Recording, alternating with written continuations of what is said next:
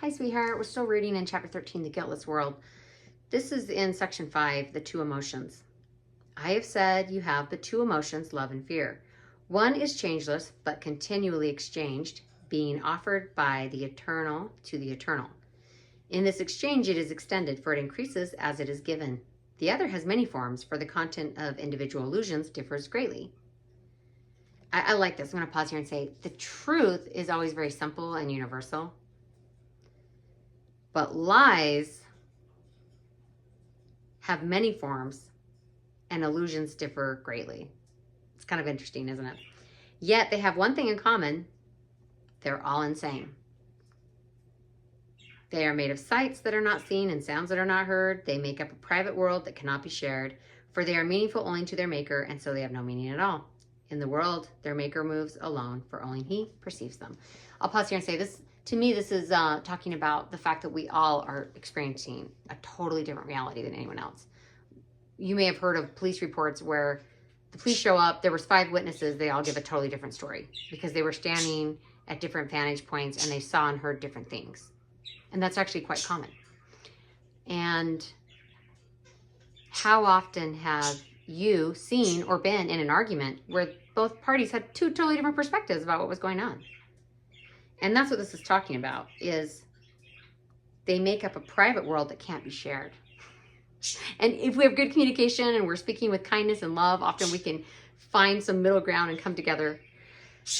But when we're in conflict, when we're in grievance, that's not easy to do.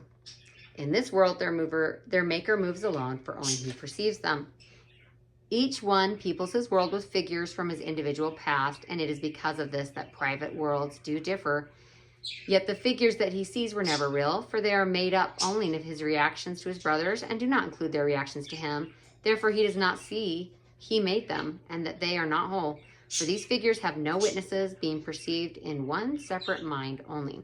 This reminds me of something that Miguel Ruiz wrote in the 4 Agreements. He said, "It's none of my business what other people think of me."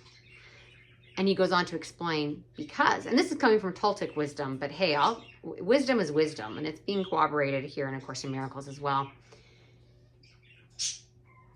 Other people don't see you as you are, they see you as they are. Have you ever had someone just get the totally wrong idea about you, or just kind of make up stories about you that you're like, that's not what I was thinking at all? You know, I've had that happen before where someone was assigning this motive to me that I was like, I don't know what you're talking about. Like, that wasn't in my reality at all. It was just this reality, this foreign reality that they had projected onto me. And I'm sure I've done that to other people too. I think that's what we probably are doing most of the time. It is through these strange and shadowy figures that the insane relate to their insane world, for they see only those who remind them of these images, and it is to them that they relate. Thus do they communicate with those who are not there, and it is they who answer them, and no one hears their answers save him who called upon them, and he alone believes they answered him. Projection makes perception, and you cannot see beyond it. Again and again you have attacked you attacked your brother because you saw in him a shadow figure in your private world, and thus it is you must attack yourself first. For what you attack is not in others, its only reality is in your own mind, and by attacking others, you are literally attacking what is not there. The delusional can be very destructive, for they do not recognize they have condemned themselves. They do not wish to die, yet they will not let condemnation go. And so they separate into their private worlds where everything is distorted, and where what is within appears to be without. Yet what is within they do not see, for the reality of their brothers they cannot recognize. You have but 2 emotions, yet in your private worlds you react to each of them as though they were the other. For love cannot abide in a world apart where when it comes, it is not recognized. If you see your own hatred as your brother, you are not seeing him.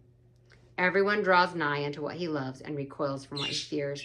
And you react with fear to love and draw away from it. Yet fear attracts you, and believing it is love, you call it to yourself. Your private world is filled with figures of fear you have invited into it, and all the love your brothers offer you, you do not see. So let's talk about this, because we have wars going on around the globe. We have atrocities happening around the world. It's really interesting the way A Course in Miracles describes it. If you see your own hatred as your brother, you are not seeing him. So they separate into their private worlds where everything is distorted and where what is within appears to be without. When we condemn and judge and hate others, we are furthering that delusion of separateness. We are furthering the delusion that I can hurt, kill, or maim you with no consequence to me, which is not true. Because only love is real. And if we aren't choosing love, we're choosing a lie, we're choosing delusion, and we're choosing suffering.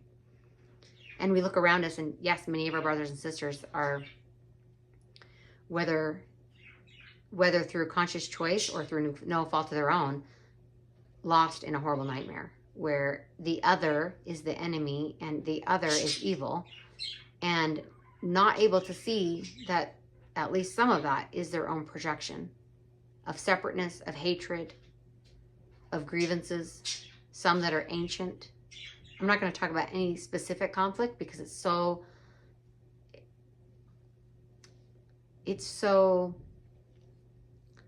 political. It's become so political. It's become so distant from our humanness. It's just everybody on every side has been completely demonized. Very few voices are even wanting to find a solution. I've been shocked at what I see online, the posts I see of different sides of different conflicts calling for the total annihilation of the other. That is the natural outcome of the thought system of the world of man, of ego. It is total annihilation of our enemies. A Course in Miracles teaches that really there's only two paths, and it's love or fear.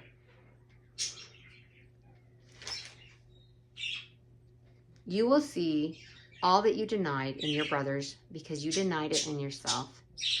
For you will love them, and by drawing nigh unto them, you will draw them to yourself, perceiving them as witnesses to the reality you share with God.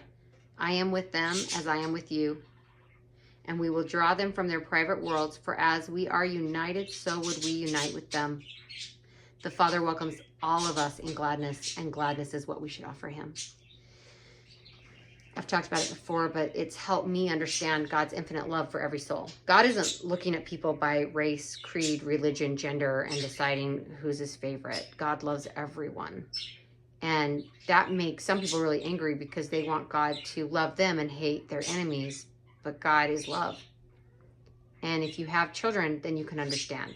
Because if you had a really naughty kid and a really well-behaved kid, you wouldn't love one more than the other. You would love them equally, even if you were more pleased with one.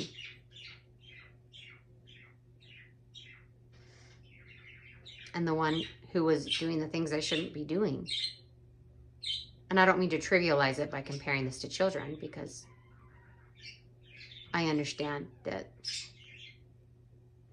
there are grown-up people making atrocious decisions, but God does not condemn them. And that's the radical teaching of A Course in Miracles, is that no matter what you have done, no matter what anyone has done, they are welcome home. When they're done suffering, when they're done causing suffering and suffering, when they're done experiencing cause and effect, they can come home. The good news is you and I can come home. I think the more harm we do, the harder it is to forgive ourselves and come home. So justice is served. Karma is real. The law of the harvest is real. We can't be wicked and happy at the same time. We can't be hurting others and happy at the same time. It's impossible.